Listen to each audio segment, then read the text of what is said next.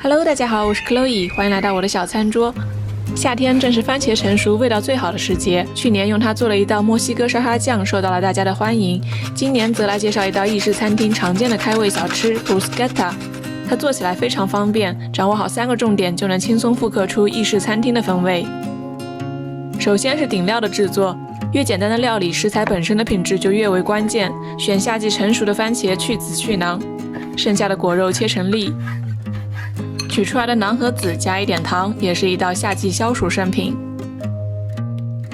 摘一些新鲜的罗勒叶，叠好卷紧，方便切碎。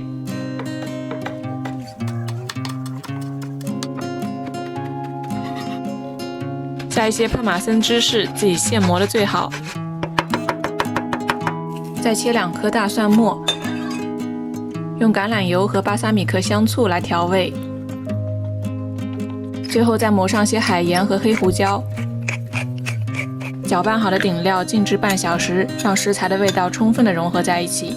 腌制出的汁液可以用来蘸剩余的面包。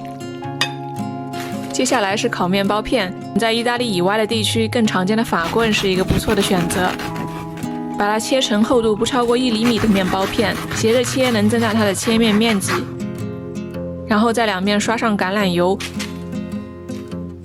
放入预热好的烤箱，上下火200摄氏度烤6分钟，直至外围金黄。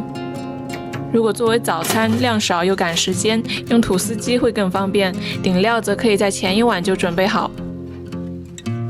然后趁热在面包上来回擦大蒜，并撒上一些盐调味。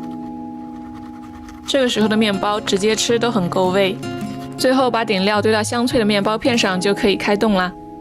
一个非常适合夏日享用的意大利开胃小食，做起来也非常方便，分享给大家，希望你喜欢。